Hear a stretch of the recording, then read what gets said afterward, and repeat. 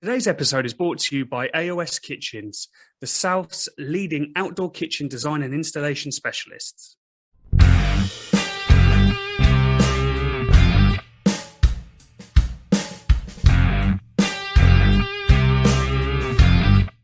Welcome to another episode of the Meet and Greet Barbecue podcast.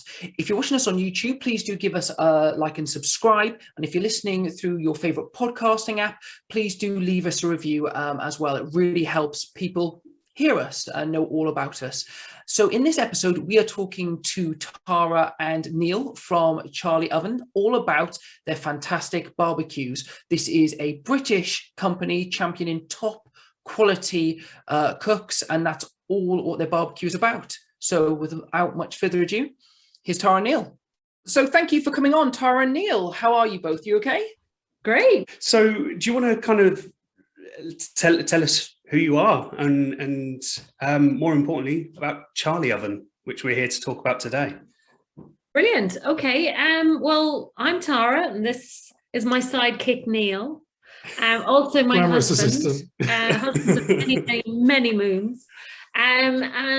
We started Charlie Oven. We officially launched at Meatopia in 2021 September, and it was like we were like just kind of testing the market to see if we had something that everyone else would like as much as we did. And the journey started quite a long time ago, and it's a bit of an odd journey in that I was on the hunt for the perfect sourdough way of baking sourdough, and I'd heard about these amazing ovens that are used in professional kitchens. And then I was Googling, I was trying to buy something, and when I saw them I was like, oh my god, that's just really ugly. It looks fine in back of house, but to have it in your garden, which would I obviously have to live in, it wasn't for me. So I then said, like, could I change it? Could I do this? Could I do that? And anyway, forward a couple of years, and in my other job, my job before I started this, speaking to the manufacturers that I was using to build a factory for me, I said, can you make an oven? And the answer was yeah. And Charlie was born. And Charlie, the name comes from charcoal. Not my sister Charlotte. Charlie, and if she's watching this, I really apologize. She said, no, Tara, it's because of me, isn't it? Nothing more sophisticated than Charlie and charcoal. So Charlotte, it's not about you. So the name came from just Charlie, as in wanting it to be sort of female and male, and just giving it a personality. And the first thing I thought was, this came from the fact that having seen these other ones, I just wanted it to look absolutely gorgeous. And the turmeric one, so the yellow one, is like the inspiration for the entire range. So we have a whole bunch of different colors, and Charlie was born. So Charlie is quite a simple device in many ways, but what is brilliant about it is it's so incredibly easy to use. There are other, there's a raft of different products out there in the market, and some of them are easier to use than others, and some are more labor intensive and prone to hiccups. What I will have to say, and what I love about this product is it's just so easy to use, and the results are outstanding.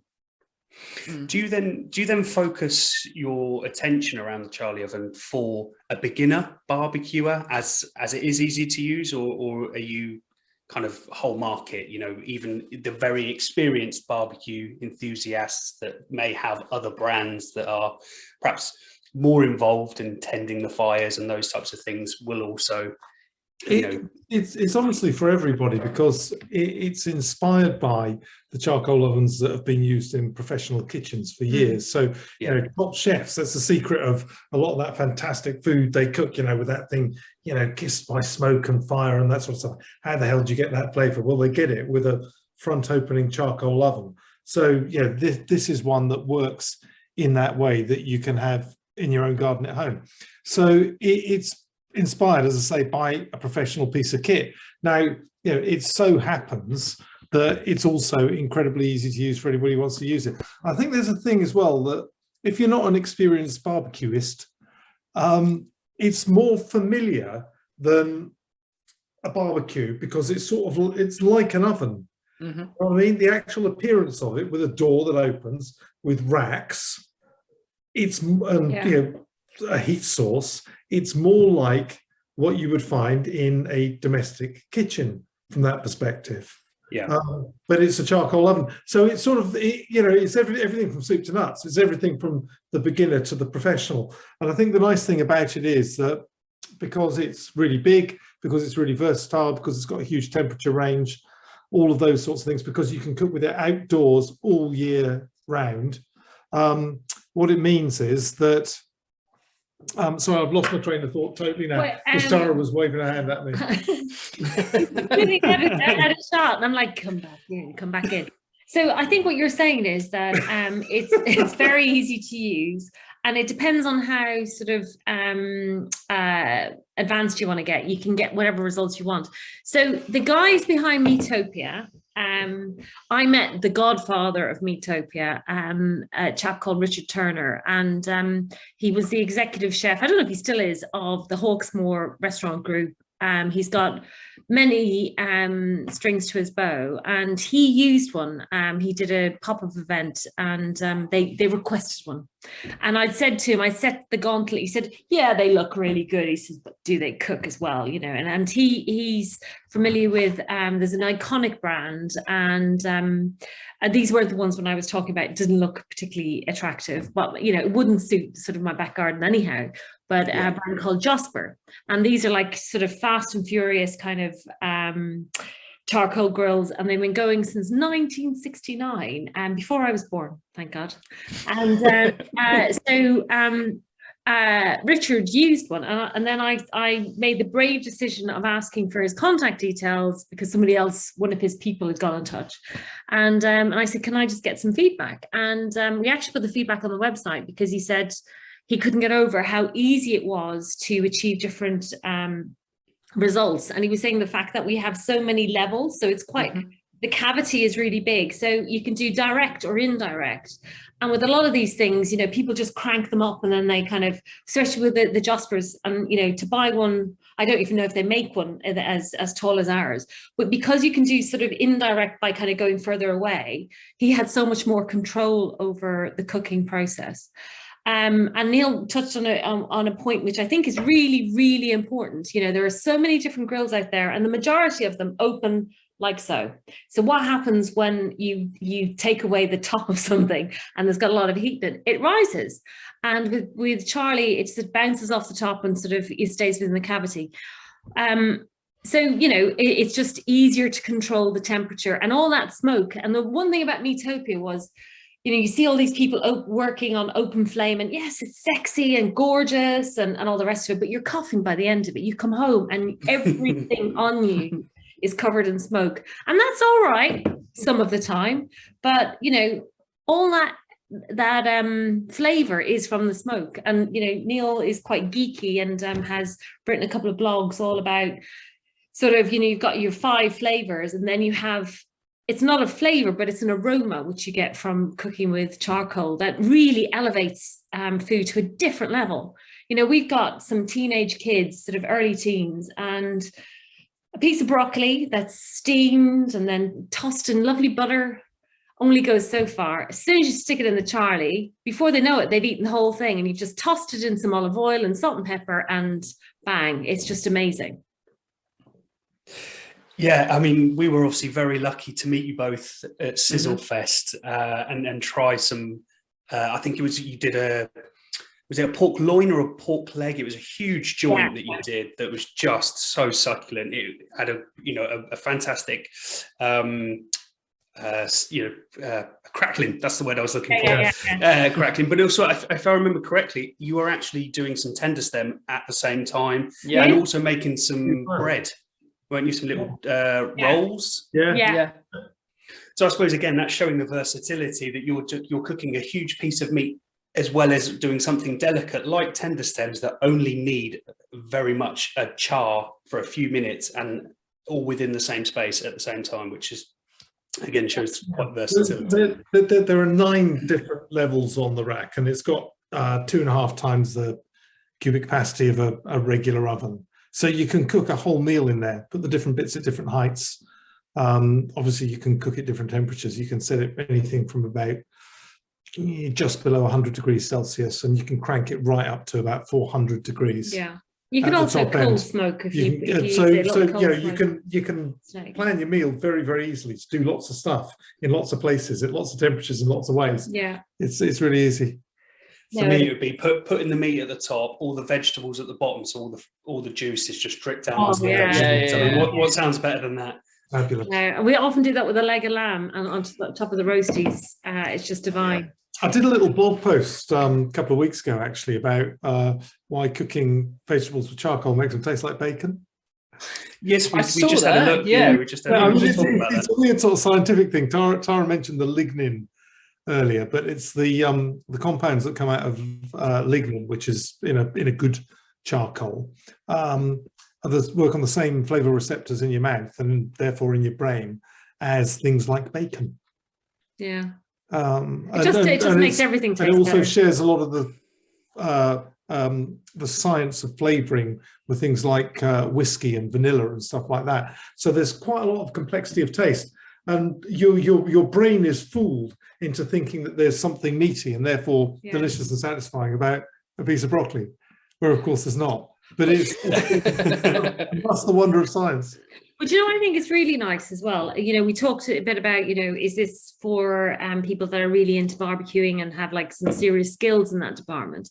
What I love about cooking on Charlie is you're so close to the flame, okay?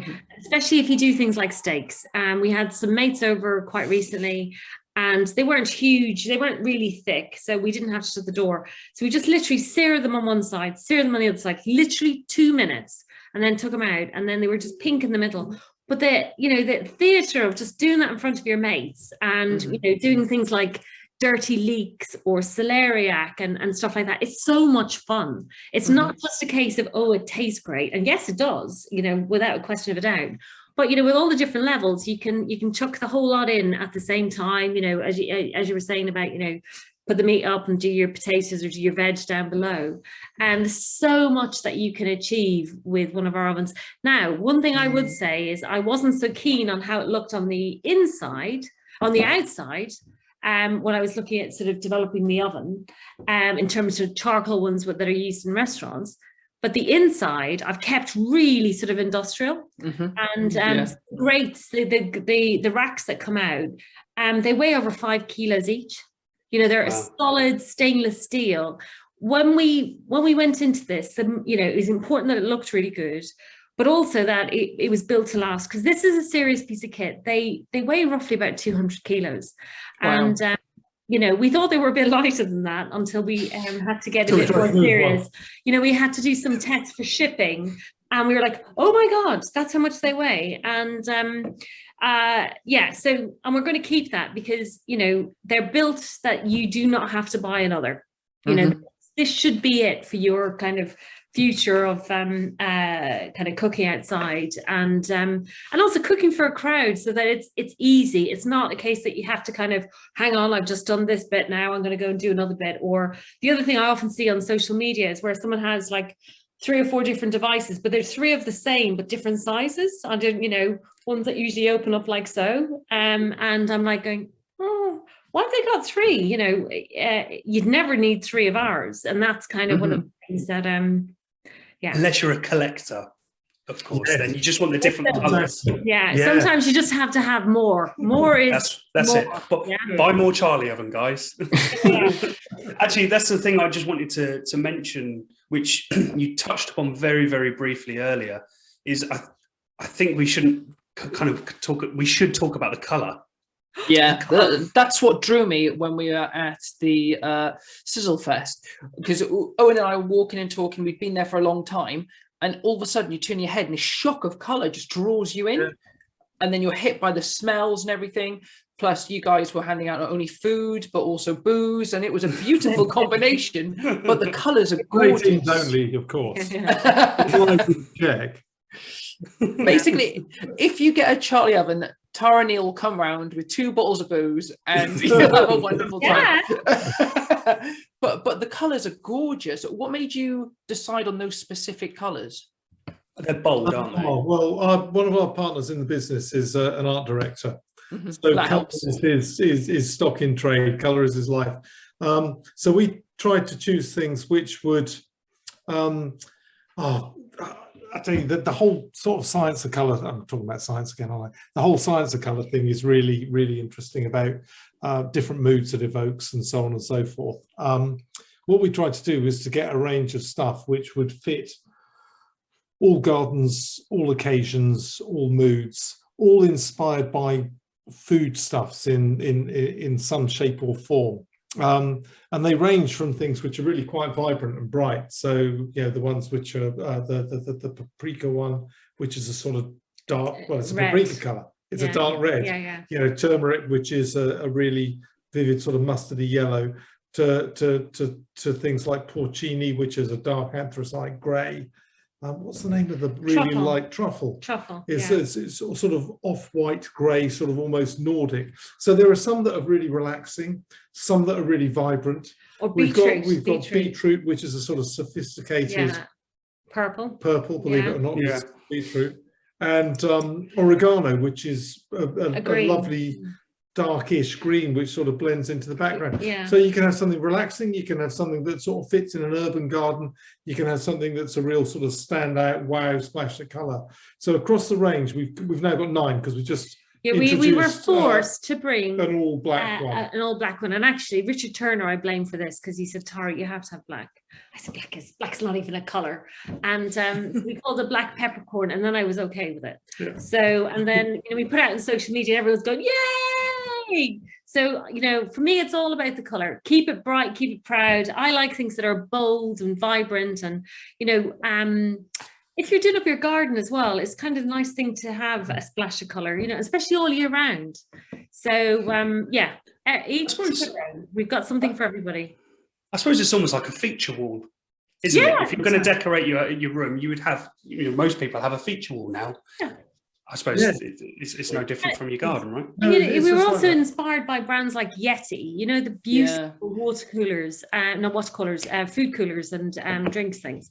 It just, you just want one. And for me, colour is just so important. Like, we don't have a lot going on in our lives, especially right now, and more so than before. But, just keep it colourful, add some sunshine on a cloudy day. Exactly. And if you don't want a colour one at all, we're just doing a test of an all stainless steel one. So this is exclusive news for us, is it? Yes, it is. Yes. It doesn't even exist yet. It's being made at the moment. It does exist. It's just still in the factory. Well, We're going to see it next week. Yeah. We're going to see it next week. Great. Yes, we are making an all stainless steel one. And again, this is kind of fitting into the whole thing about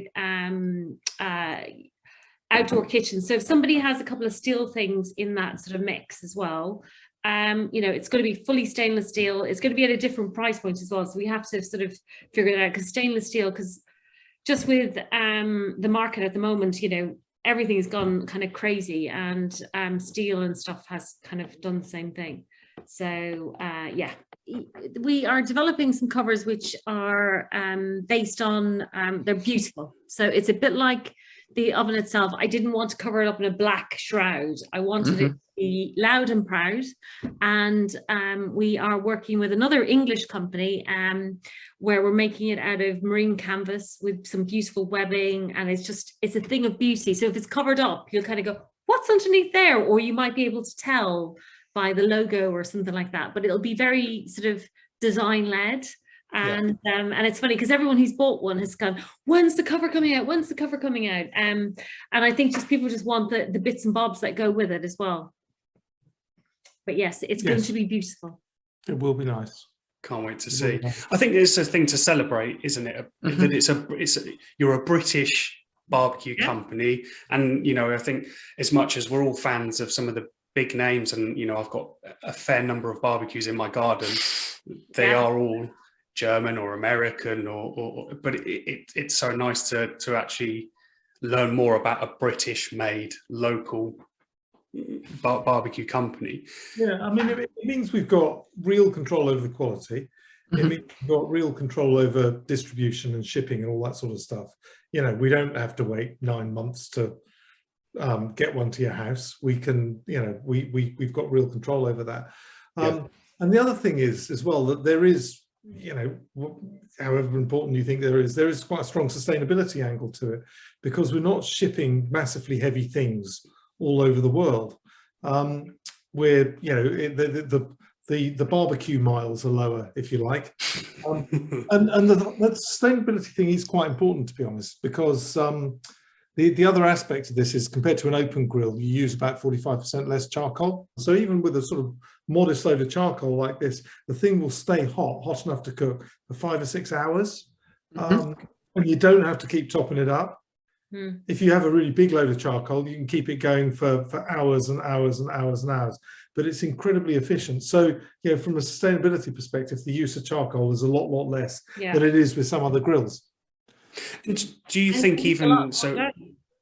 So do you even think with, obviously typically very long cooks, huge pieces of brisket, those types of things, so I've got a Weber Smoky Mountain, and it's good, really enjoying it. I cook on it a lot, but I do go through a fair amount of charcoal in comparison to, say, a Broil King that I've also got, which uses slightly less. But from what I read on your website, when you're saying that actually just a modest handful, it's really not that much charcoal, is it? I love, like, developing your own barbecue means that you must have had so much time experimenting with cooking on it and learning how it does and playing with all the different flavors. So with that in mind, what are your favorite kind of flavor combinations, particularly with the wood and how you're pairing it? Well, I think the things that, for me, the things that are most interesting are the things that you'd least expect. You'd expect a charcoal barbecue, to do meat fantastically well. But for me, things like bread, things like vegetables, things like pizzas, fantastic for pizzas. Because you get it so hot. Woof, it comes in and it's got that extra je ne sais quoi that you get from a charcoal barbecue. Things like focaccia bread, all those sorts of things. I did an apple crumble in it the other night, which was brilliant. And a paella. We did that.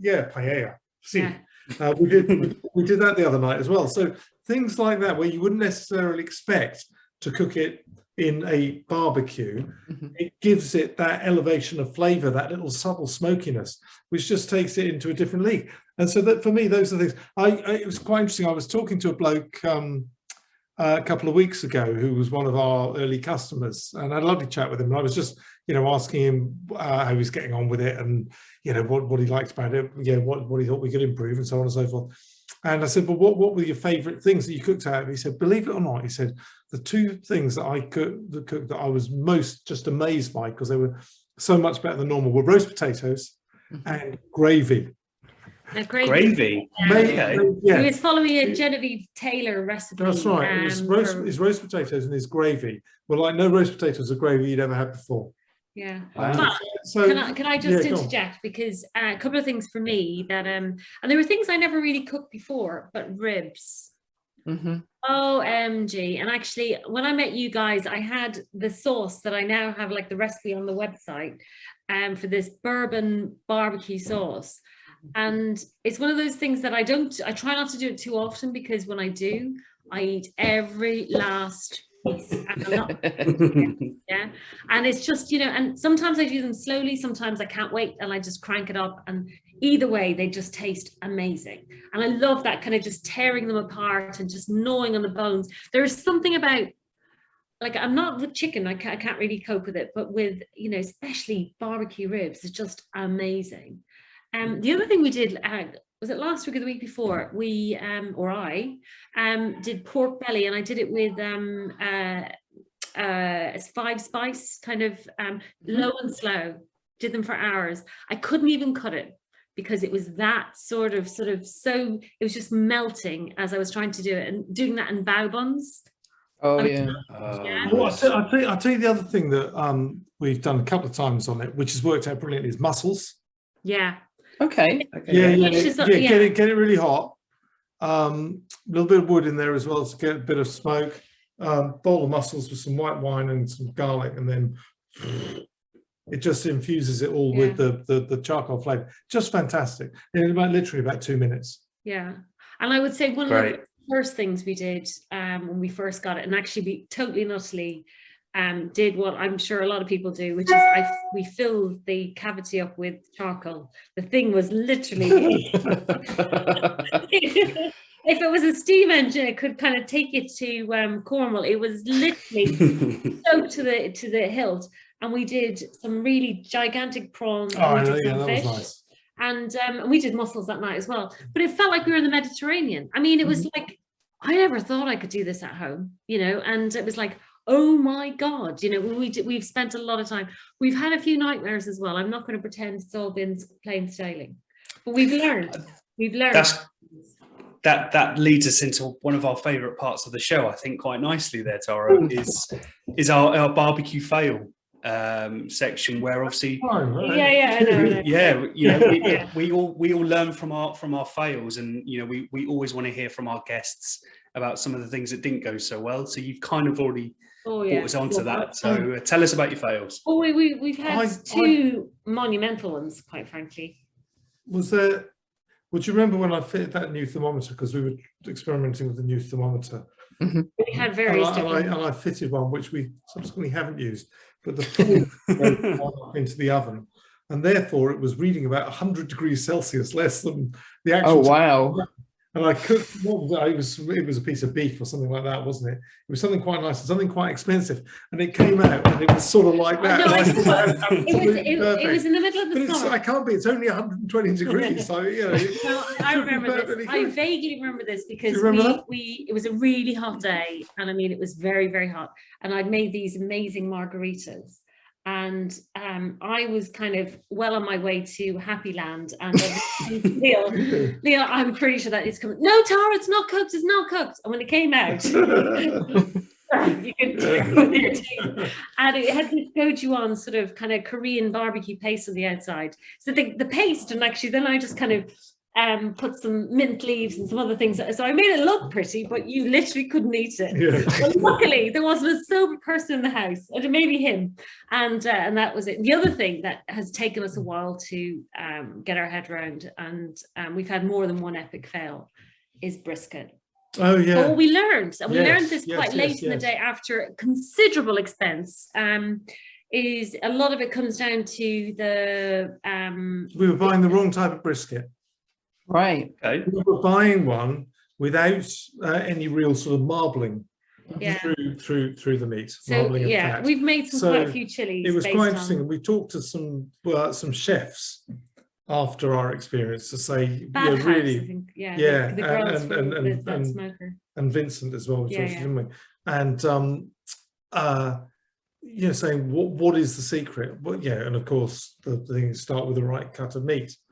And then having done some more research into it, turns out that that's absolutely vital, because even if you're incredibly fastidious about how you prepare it, wrapping it, unwrapping it, resting it, how long you cook it for, the internal temperature, getting past the stall, all these sorts of things. Even if you're incredibly fastidious about that, if you start off with with a piece of meat without enough fat in it, it's never going to work. Even if it's grass-fed, it's kind of, cost you a fortune. That doesn't guarantee results. We've learned the hard way. Yeah. But apparently there's a cheat, and we have yet to try this, which is feather blade steak, beef instead, gives you a much better consistent result.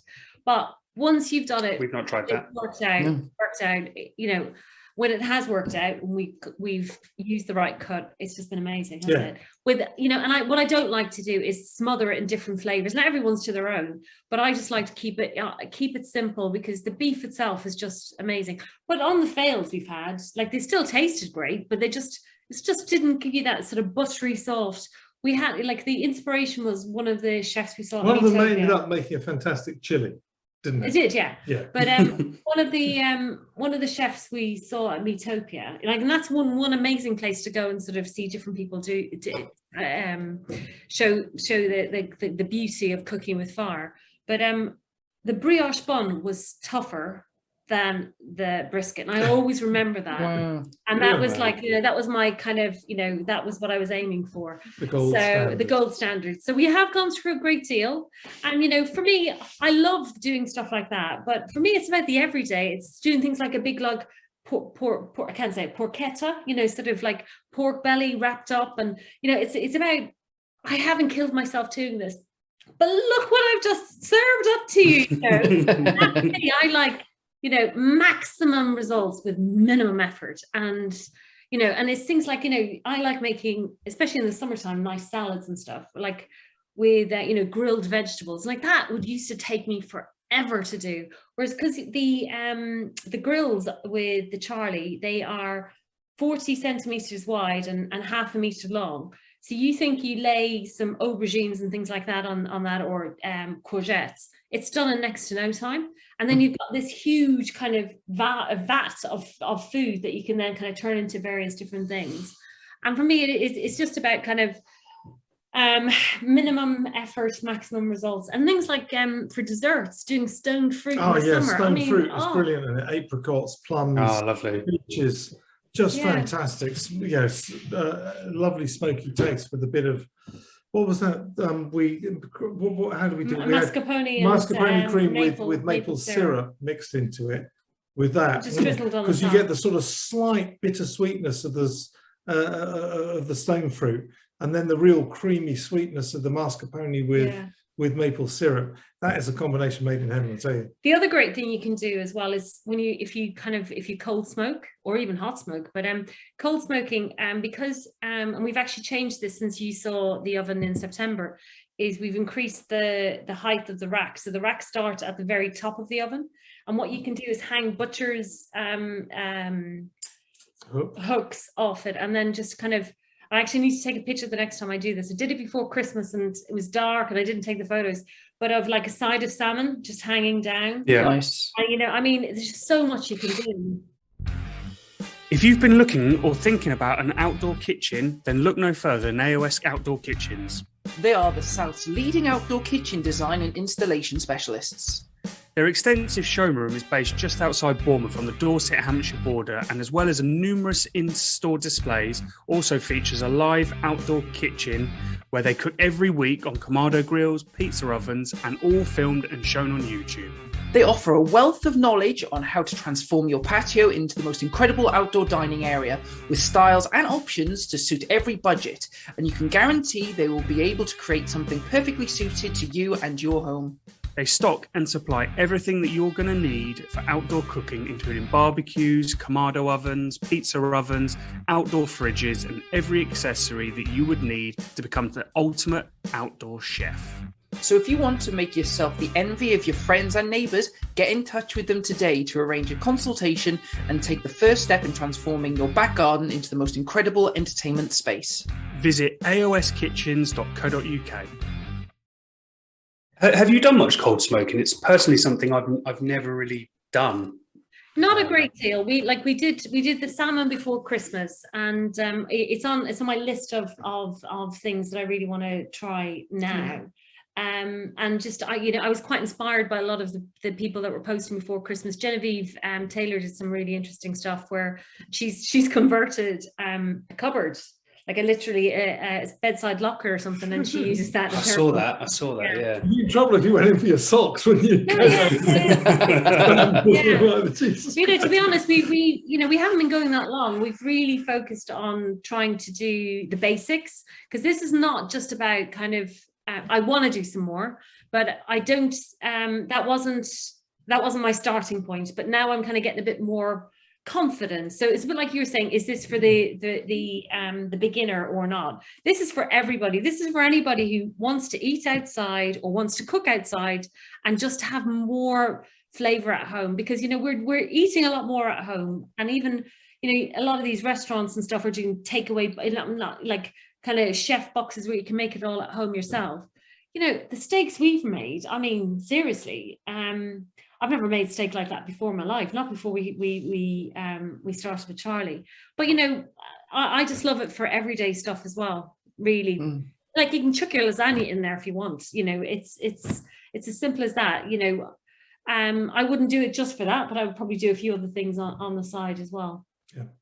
So where can we see Charlie Oven this year? What's 22 bringing for you guys? Apart from the accessories and the new exclusive stainless steel you mentioned. So we will, in terms of places that we'll be in Meatopia again. That's not till September though. But that's not till September. We've got a few other things in the pipeline, sort of major, garden and outdoor shows coming up, barbecue shows. We haven't finalised our plans. But none of it's finalised. It's all sort of still in the tick list. In terms of product development, we'll have a few nice accessories. Nice. And one of the things that we've got planned is a line extension, which is which will be like a Charlie but slightly different. I won't give any more away. Yeah, you're terrible. He tells everyone everything. That top secret. Top secret. It's all right. We'll keep it a secret. It's not being recorded. It's fine. We've got an interesting line extension. And we're going to do the Smoke and Fire Festival as well. Yes. Yeah. Yes. We might do sort of some of the gardening ones like Hampton Court. We missed the Chelsea Flower Show. It's already, you can't even get in. We went into the recce on all of these things this year, so I don't really know. So and we're speaking to a couple of different sort of barbecue specialist places. So yeah, we will see. We are planning, hopefully, to do some events as well this year. Okay. Like we're going to host. So just trying, trying different foods and stuff. So, but again, that is sort of still in the development phase. Yeah, we're going to be doing some events, and we might actually do a couple of barbecue classes either online or get people to a set location. And a lot of the people that bought one have starting to ask us more questions about how can they get a bit more ambitious and try different things, and yeah, we're going to answer that. Do you know what I one thing I would love to see from yourselves, because my wife got me a new pair of barbecue gloves for Christmas and I absolutely love them. But she was saying there's not really that much choice in how barbecue gloves look. And I bet a Charlie pair of barbecue gloves. Okay, that's a I challenge. think that's a really good idea, because I use welding gloves. Yeah. Well, obviously because they're rugged and manly like me, I use marigolds. They're not the most attractive things in the world. I think that's a really good idea. Yeah, actually, I think that's a really good idea. I like your thinking. Yeah, and I think we can get behind and that. And also, it'd be great to have something that performed at really, really, really high temperatures. Because even using welding gloves, when you're taking something out of the oven, let's say you've got a baking tray with something in it where it's 350. Or you want to move the racks. Or you want to move the racks to 350 degrees. Yeah. Even with welding gloves, you're pushing your luck holding it for more than a few seconds. Yeah. So I think to have something which had the aesthetics and the performance to live up to what the oven can do, I think is a great idea. Thank you. More than welcome. I'll only take 85% of the cut. It's fine. What pence did you say? Yeah. That'll do me. Fine. Do you know what? Sorry. Yeah, no, go on. I was going to say, talking about experimenting and fails and things, because the layout of a Charlie, I suppose it would negate some of the problems that people have. Like, for example, I always share barbecue fails because that's part of what we do with this part. But doing kebabs. So I was doing some kebabs, got the minced beef, made the mix and everything, put them on the skewers, put them on my monolith, and got the weights and everything wrong. And the meat just fell off. So I had to then remake some more, sort it out. It was fine. But because of the layout of the Charlie and how it works, those sort of things aren't going to be as much as a problem. Well, because of the layers. Yeah, because of the different layers and the racks and things. Yeah. Exactly. And you've got much more space to play with as well, rather than just dangling them over. It's not like going through a letterbox or anything like that. It's actually so easy because it is a barbecue, but it is also an oven. So it's the difference between cooking on a hob, where you're always sort of prodding and poking and flipping and all that sort of stuff, in your kitchen, you know, and cooking in an oven where you put something in there, and it cooks the way you want it because it's the temperature and that you want, and the heat's coming from all around, and then you just take it out. So you get a lot of the stuff that you do from a barbecue in terms of flavour and more, but it's the sort of the hands-off stuff that you get in an oven. You know, you put it in, it cooks it, you take it out. Did you leave it uncovered, the kebabs in the fridge uncovered for like? Nope. No, see, because what I would say one of the problems there is that it was too wet and the mixture fell off. So, you know, that would be part of it. So if you see how they do it in those kebab shops, they leave it and they rest it, and actually it's best to rest uncovered. It's a bit like making a porchetta. I can't say it, porchetta, and you very know, exotic. did I? Yeah.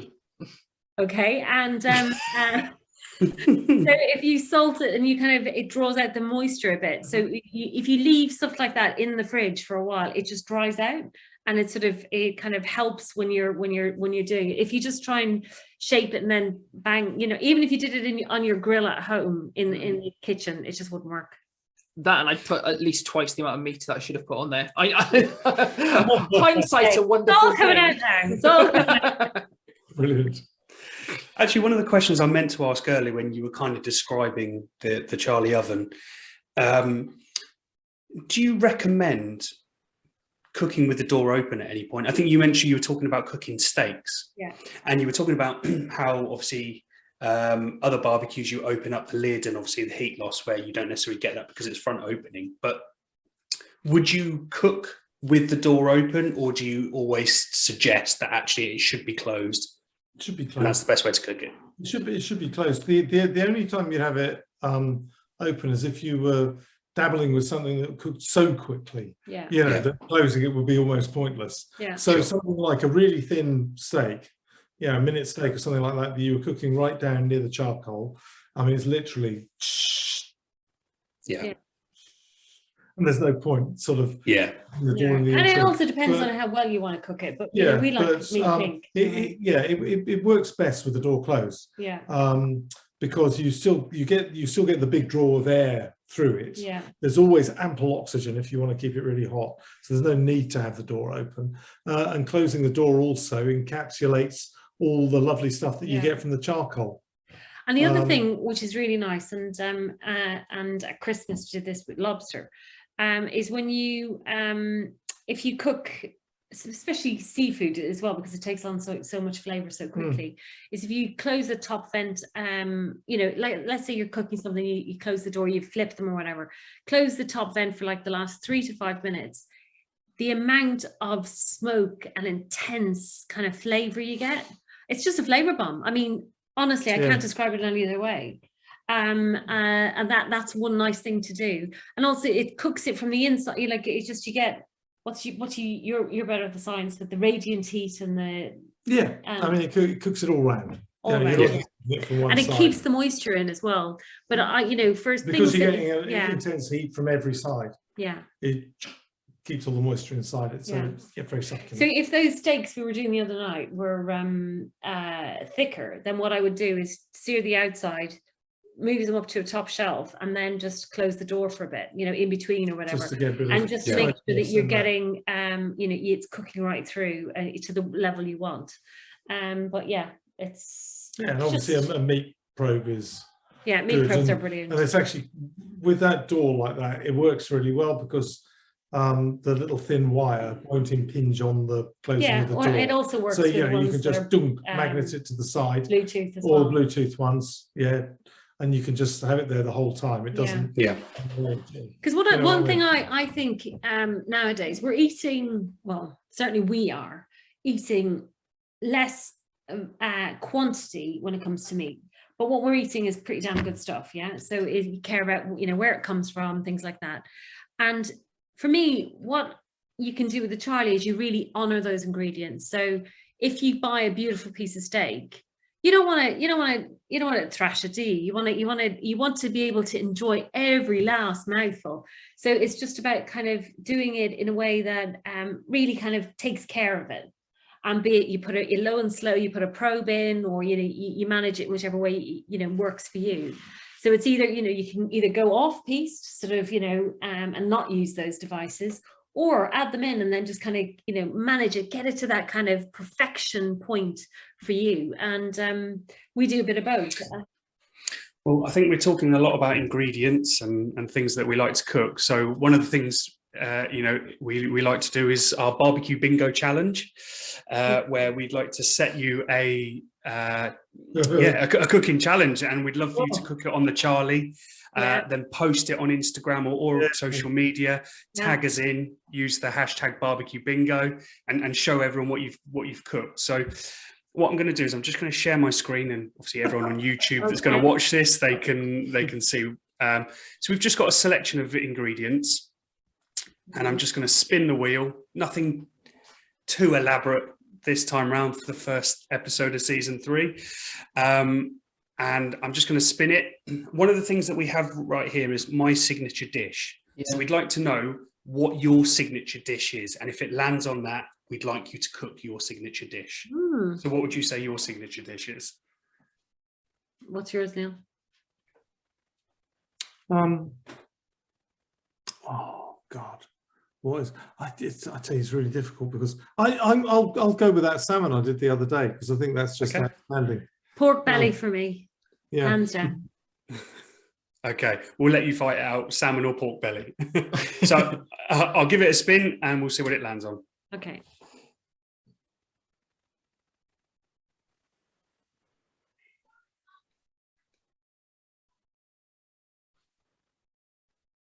Do you know what? That works really well with the episode. There we are. Right. Yeah, we'll definitely do that. I think that was a fix. That was a fix. Thank you. Yes, I'm demanding a recount. What was I going to say? Yeah, bread would be brilliant, actually, because we've done a lot of bread in it. And, it was part of the thing that got us going in the first place. Yeah. Well, I think instead of doing like special, we can do different ones, can't we? We could do a focaccia, we could do a sourdough. Yeah. I'm letting you into a load of work here, aren't I? Is Neil going to suddenly learn how to one of those Portuguese one, the pana de agua? Pana de agua, yeah. Yeah. All right, now he's getting fancy. You've got all the different layers. You could do lots of different ones on there. Just show off in one go. Yeah, and I might even do an Irish brown bread. An Irish brown bread, maybe with beer, with Guinness, a Guinness brown bread. Yeah. Let's go back on that. What's an Irish brown bread? It's like a soda bread. It's a brown bread with wheat germ and bran, and it's one that doesn't have any yeast in it. You can add soda. What's it called? Baking soda, and even a bit of baking powder. I make it a lot. It's very good. Simple. Yeah, no, it is. It's a meal in itself. Yeah. But I get carried away when it comes to things like this. The trouble is, I eat it as well. So I keep meaning to do more bread on the barbecue, just baking in general as well. One thing that I keep putting off, which I need to do, is I really want to do cookies on the barbecue, and I want to experiment with using different types of woods to smoke through them, because I know like a smoked maple tart is really good, but I imagine you could do some great things with like dark chocolate cookies with different types of smoke running through it. Yeah. I think that's a nice I haven't had idea. dinner yet. This is cruel. Yeah. No, I can see that. I can see. The other thing I want to try is meringues, and actually, meringues is supposed to be with brilliant. wood smoke. I haven't done them yet, but someone recommended it to us. So the color, even just the color, would be amazing. I was thinking the color must look so different if you do that. The thing about making bread, and the reason why I kind of got inspired in the first place, is your domestic oven only goes to 250, and if it actually hits that kind of level, that's the maximum. But to make really good bread, a baker does it at a higher temperature than that. So that was when I became really obsessed with those holes in the bread, and did I get the lift? Did I get the ear? And I did have a moment in lockdown, which I think is quite funny, where my son I was saying, Connor, nobody's eating my bread. And he goes, Mummy, I'm eating it right now. And he said, there are 2 that are cooling on the side. He says, and you're making. So I went to town on making bread during lockdown, but I got into it way before that. But it kind of kept me sane. You can ask the kids. Yes, arguably. I fed the neighborhood. I would literally put out like a local post and say, anybody wants some bread? And then I'd wrap it up beautifully in brown paper with twine and deliver it just as a thing. Oh, right. Dog wants to join in here. He's just making a bit of... We've got a special guest appearance. This is Rusty. He recommends the sausages. What's your favourite flavour? Yeah. What he's trying to get up again. Fantastic. Well, I was going to say is one thing that we always like to ask people as well is there anything that you'd like to talk about or ask us? In fact, I mean, in the past we've answered questions or talked about things like how we got into doing barbecuing, what flavors we're interested in, etc. But is there anything that either you guys would like to discuss with us now, or you think isn't being talked about that should be? Yeah. I tell you, I'm going to pick up on one thing which we talked about earlier, which is the whole sort of sustainability thing, which I think is quite interesting because it doesn't get talked about that much in the barbecue world. Both in terms of products and also where charcoal comes from.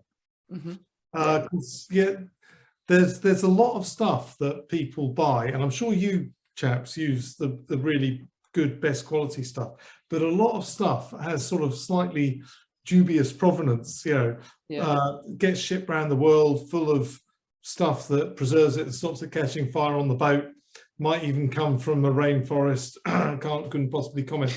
It's an unregulated market. So I think it's really interesting, a really interesting area, I think. So I don't know whether you've explored that at all or dabbled in it in any way. So, well, I'll go first, Dan. We are going to be talking on this series to a charcoal company to kind of to learn more about how it's, how charcoal is made and provenance and those types of things. In reality, what we wanted to do for this series is talk to kind of experts. So we're starting off with you guys and talking about an actual barbecue and the making of a barbecue and the Britishness, and we're going to be talking to a butcher and, as I said, a charcoal company. We're going to be, hopefully a barbecue school that we've got lined up and other things where we're kind of honing in on expertise. I would really love to do a sustainable episode, actually, and kind of more of an eco, because I suppose ultimately we are burning fossil fuel, and how does barbecue become a more sustainable hobby long term? And I don't know the answer to that, but I'm interested to know how. Is this something that we want to do forever? It's a lot of passion and business for a lot of people that we know. I suppose we're going to have to at some point make it more sustainable than it is. I think it's a really, really interesting area, which is everything from the production of the charcoal is really, really important. Because if it's done in the right way, it can almost offset everything. Also, the provenance of the ovens, how you cook, how long you cook for, whether you waste a load of stuff, and just keep it going at full blast for hours on end and all that sort of stuff. I think it's a really fascinating area. So I'm really glad that you're getting stuck in on that as well. And I think it would be a very interesting topic to explore in much more detail. I've got another interesting one to add. Go on. Which is, what's your view on women in barbecuing? Sort of, is it because, how many women do you think are attracted to barbecue, and what could we do to engage more women? That is very interesting.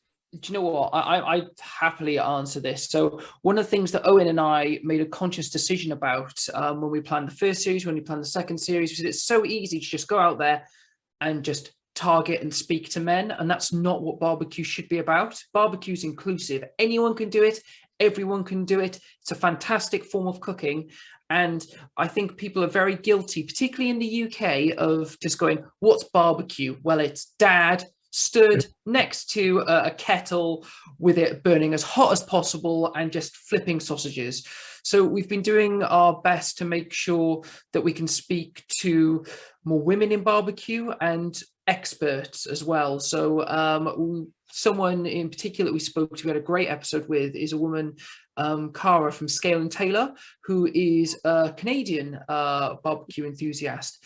and she got into it specifically because she's a big barbecuer, and she just felt that there wasn't the representation there, or not even that. She felt that a lot of women did barbecue, but if you looked online, that was not mirrored at all. So she kind of wanted to stick her neck out there and say, look, I am a mum who does all of the cooking for the family on the barbecue, and I'm sure other women do there, and if not, why not? It should be a more inclusive place. And you know, you've already talked about Genevieve as well, you know. And she was very passionate, and we're going to be speaking to Sue Stoneman on this series as well, about baking on the barbecue, which we're really excited about. And pretty much every season we've wanted to make sure that we have kind of diversity in our guests. So we could always do better, we know that, because everyone could do better at these things, but it's something that we want to be doing more of as well. Yeah, no, I'm just sorry, I was looking down because Bab House, they're a business, but they're based in Swindon, and I follow these girls, and they do a lot of smoking, and Laylee and the rest of the crew, I've had a chat with them now a couple of times, and they are just amazing. And the passion. And actually, because I was really struggling with the brisket at the time, and I was like, honestly, girls, this is doing my head in. And they're going, oh, you know, and then they're like, feather blade, Tara, just put it to one side. It's not worth the hassle. Because I've said to you before, for me, it's all about, I don't want to do something that's taking me 25 hours and stuff. And then, you know, and it's a bit, it didn't work, you know. So for me, it's about like the things that I can just do and be like, look what I did, and it just tastes amazing.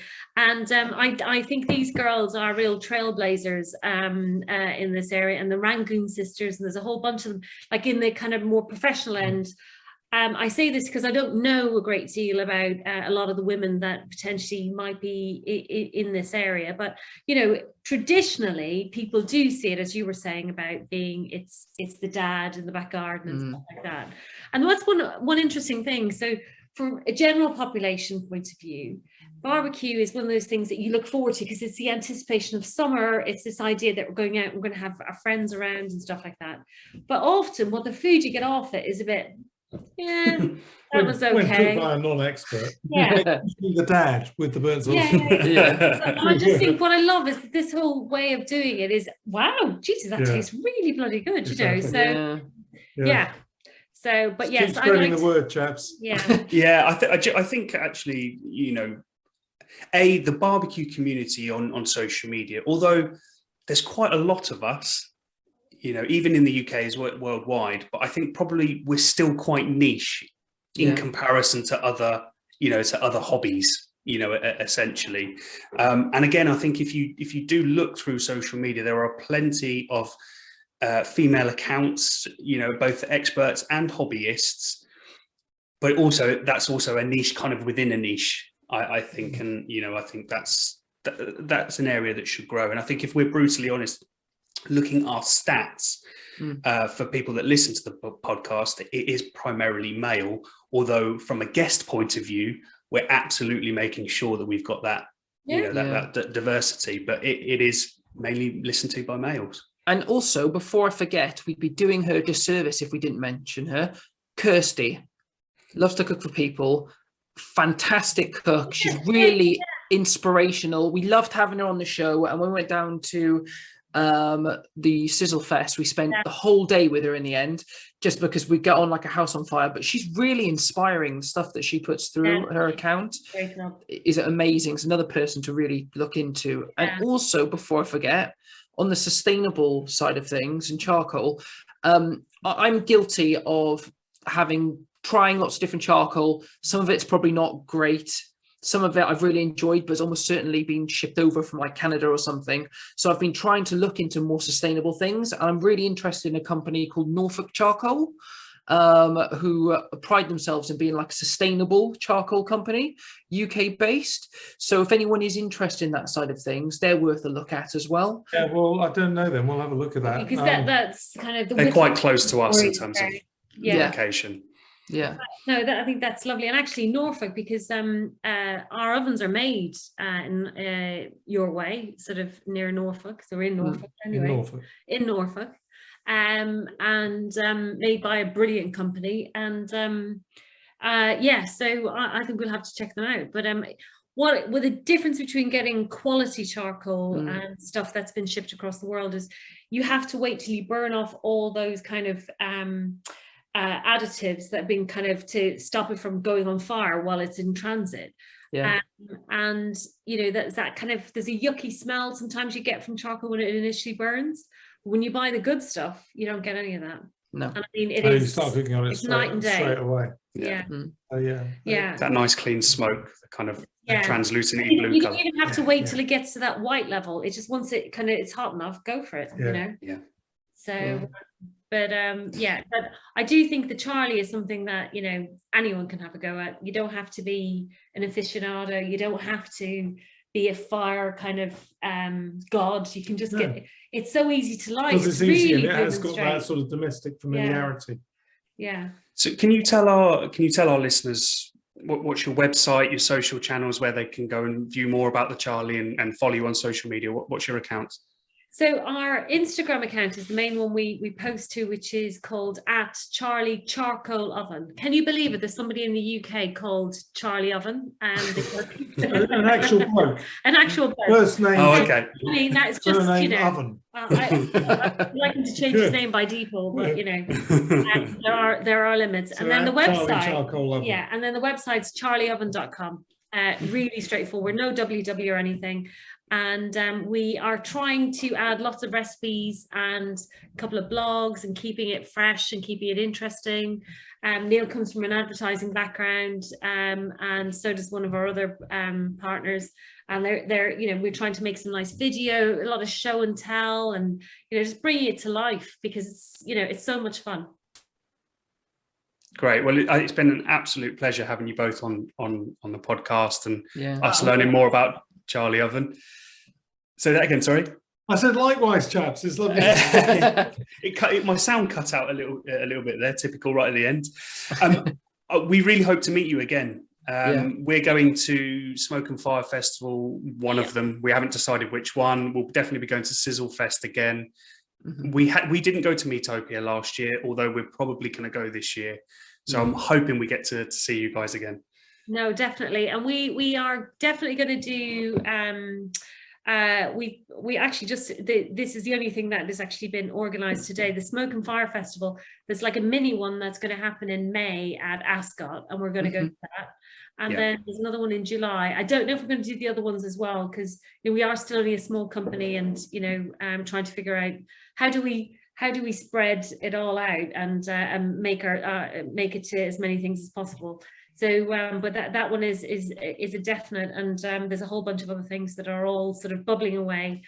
Early January, we lots to work out, but exciting. If you do end up doing your own events and stuff, let us know. Do let us know. Yeah, we'd love to come down. Yeah. No, so but yeah, no, thank you very much for having us. Thanks, chaps. I really enjoyed meeting you in September last year. It was really good.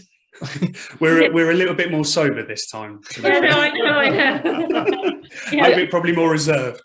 Yes. I just like the fact we were the only people happy to stand in the rain, because it started raining and we were walking around. Brave. Yeah, well, I'm Welsh. That's summer to me, you know. Well, you know, it might. Yeah. I'm not going to say anything about the Irish, but yeah, I'm. Oh, great. Well, thank you very much for coming on. Thank you, and it's a real pleasure. Thank you. Thanks for your time, guys. Yeah. Thanks. Bye. Cheers. Bye.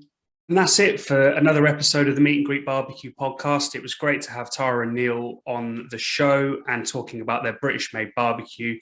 And if you haven't checked them out, go to their website. They really have some statement piece barbecues with their colour range. We'd love to hear from you as always, so please do get in touch with us through our social media channels on Instagram, Facebook, Twitter, at Meet and Greet Barbecue Podcast, through our website, or through our email, meetandgreetbarbecuepodcast@gmail.com. We want to know what you would like to hear on the show, any questions that you have for us, have for our guests, previous guests that we can follow up with. this show is about, barbecue and what you're interested in. If you're watching us on YouTube, please like and subscribe. Also, as you heard, Tara and Neil are going to be cooking us bread. So remember to follow us on Instagram at Meet and Greet Barbecue Podcast, and follow the hashtag barbecue bingo to find out what they cook from their barbecue bingo challenge. So until next time, keep on grilling.